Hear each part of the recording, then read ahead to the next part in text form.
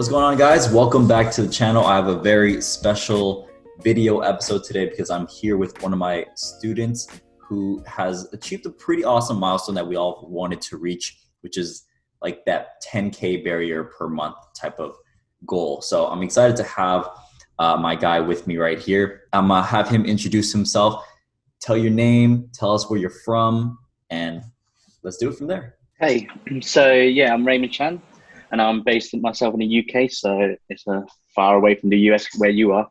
Yeah. Awesome. And so, Raymond, you are selling on which marketplace? The UK marketplace. UK marketplace. Awesome.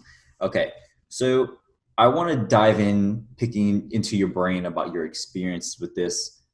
In total so far, how long have you been selling? So I officially started probably just over a year ago. It feels like a very short journey, but it is a long time now. You know, when you look back at it, you're like, wow, this is a lot of time that actually passed, but there's so much going on that you're just like, go, right? Definitely, yes. Okay, awesome. Okay, so started about a year ago. How many products do you have currently? So I'm currently selling one product, but with two variations. Okay. I sort of started it, and then I thought, you know what, I'm just going to go full steam ahead, do the two variation. Awesome. See how we get from there. Okay, so was this product started a year ago, or how long has this been active? So it's been active since last year, June. Okay. But I officially started the whole shipping my products over, etc. back in February. So it's been good around 3 or 4 months before I actually launched it. Got it. Okay, so there was some time delay right there, right? Okay, cool. Yeah. So you have your one product with two variations. Do you know off the top of your head? I mean, I'm gonna ask you to send me a screenshot and I'll post it, within this video. Sure. What do you know is your best revenue in the last 30 days? It was probably back in April, because April was my biggest month yet. Because since the UK been on lockdown, and we came out of pandemic, during our lockdown, and that's when my sale just spiked up. Too much for me to handle, really. Yeah, right. Okay. And how much was that in that 30-day period? It was roughly around 13K, and that's in British pounds. Yeah. Do you know what the conversion is for US? It's probably around 16,000, 17,000. That's awesome. 16,000, 17,000. Big market.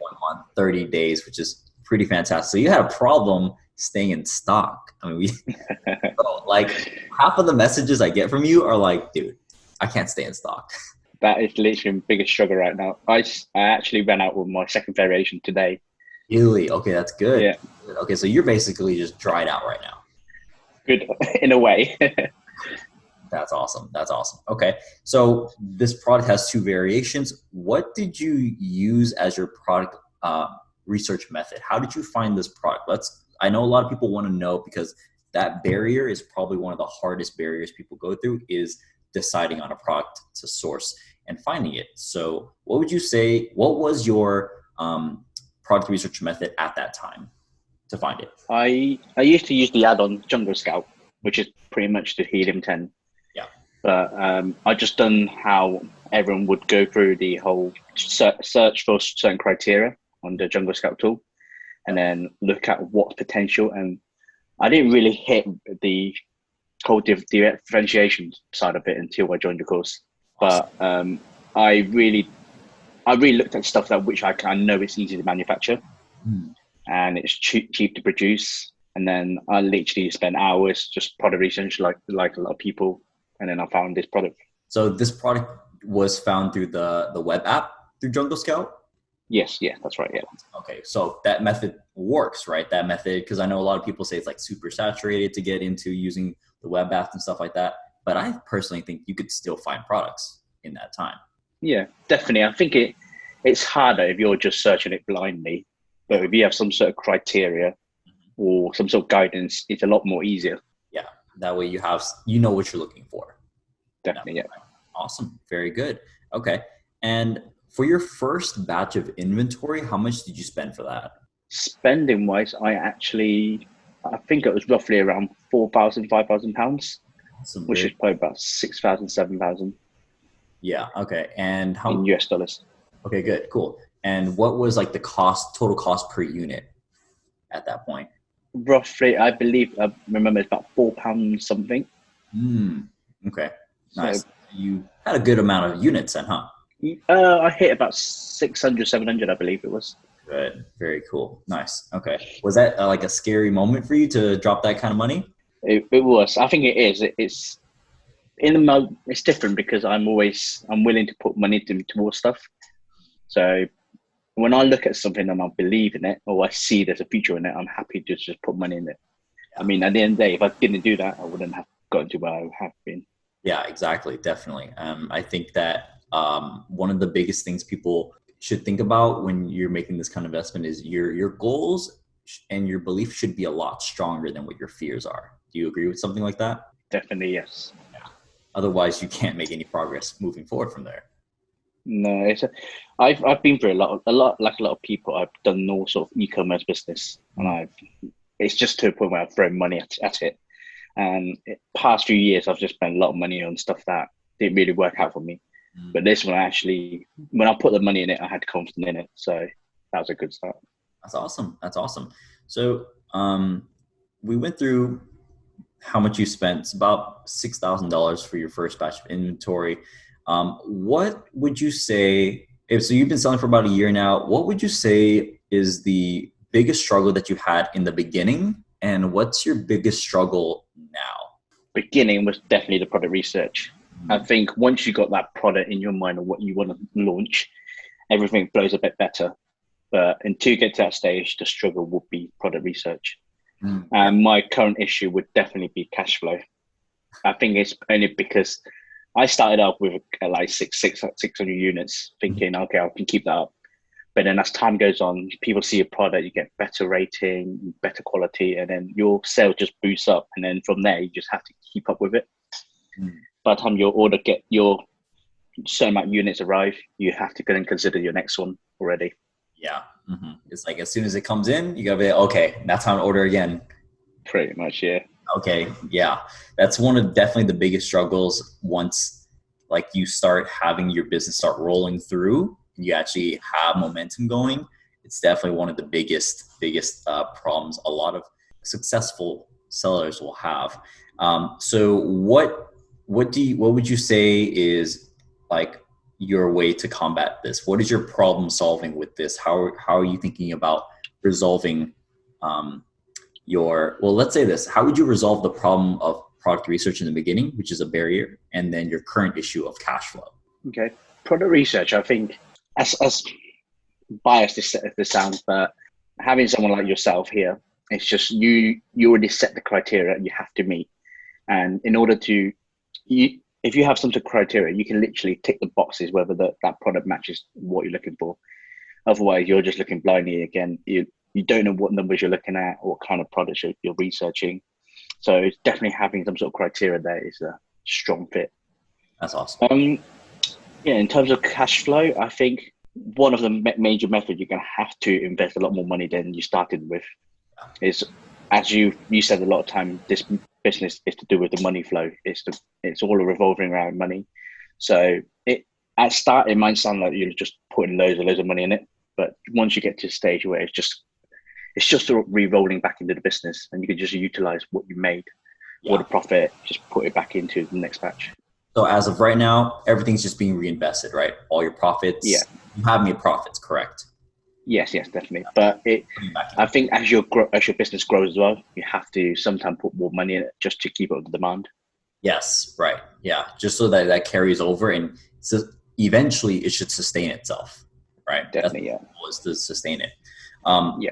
what has your experience with PPC been? How is your PPC doing?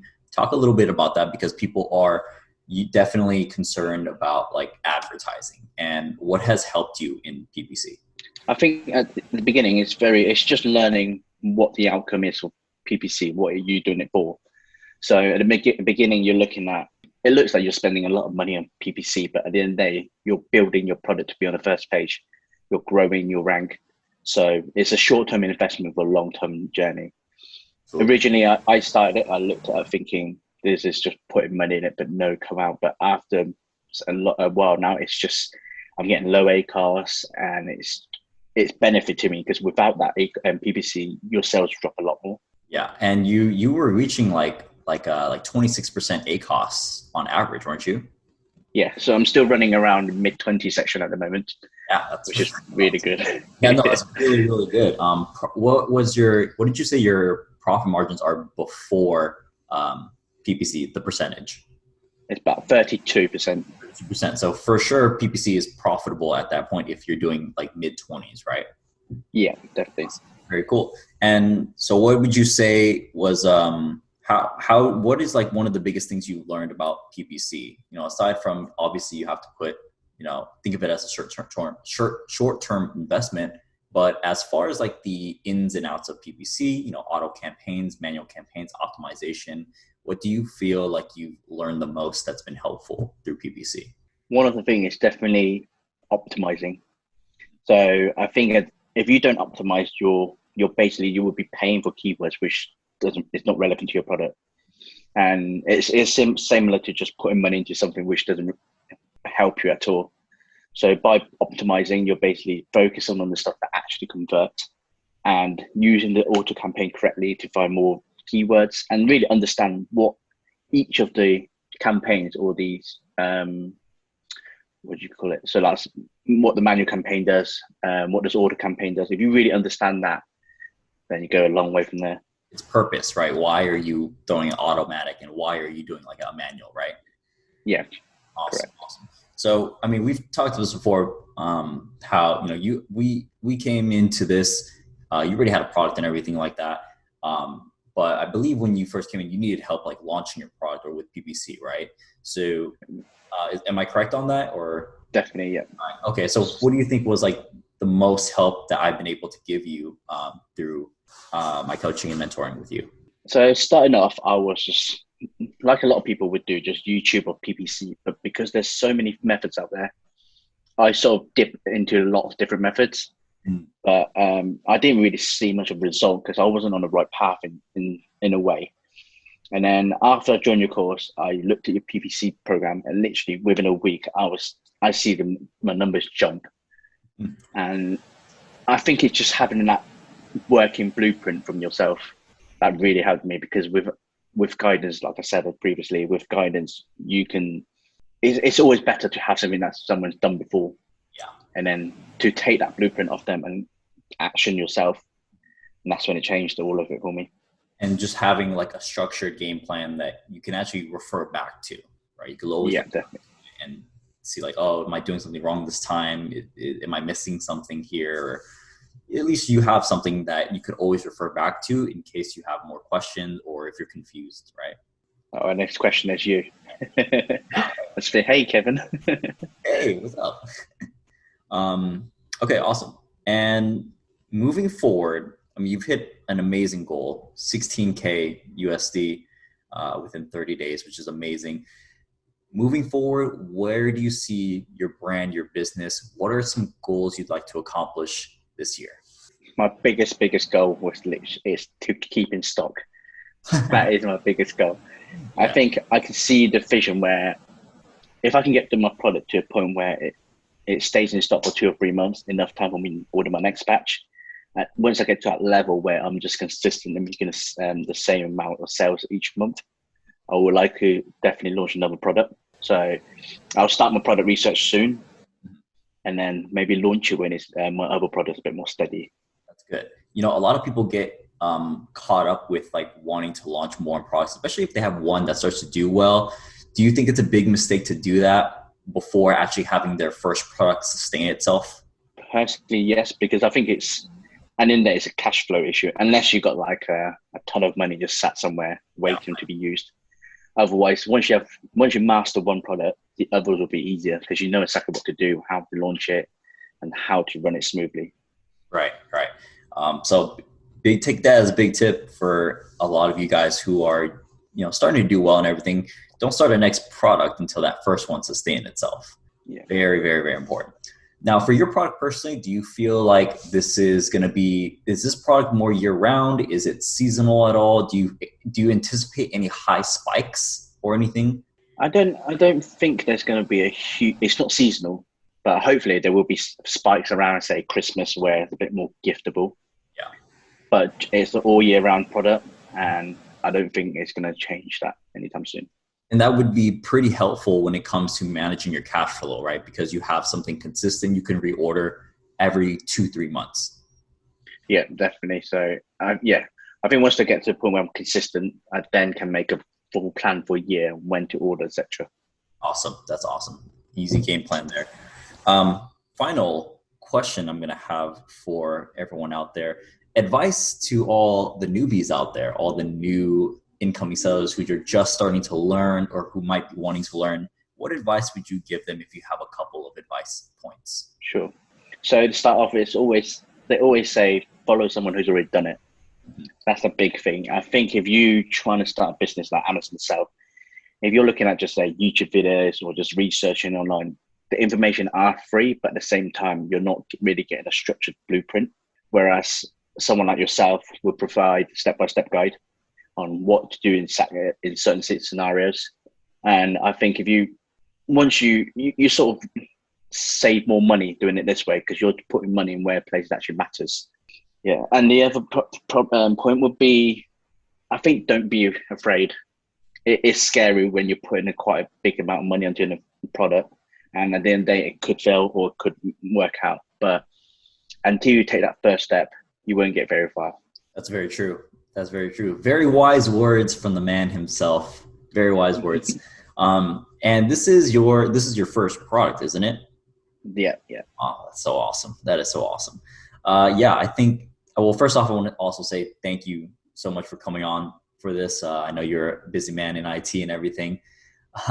So I appreciate you coming on and everything. And I think you gave a lot of great insight for not only, students within the group ourselves, our friends and everything, but people who are newer and coming in. So I really appreciate you giving us some great insight on that. And of course, bro, I got your back on all this. I got your back. You could always blow up my phone and tell me about cash flow issues. Or out of stock again. Yeah, I know, right? Out of stock again. We're going to have to wait. When is your product going to be coming back on? It arrives in the UK for mid-June. So in like 2 weeks or a week and a bit. 2 weeks. Awesome. Okay, very cool. So, we'll get. But it's time for me just to get things back in order and get everything going again.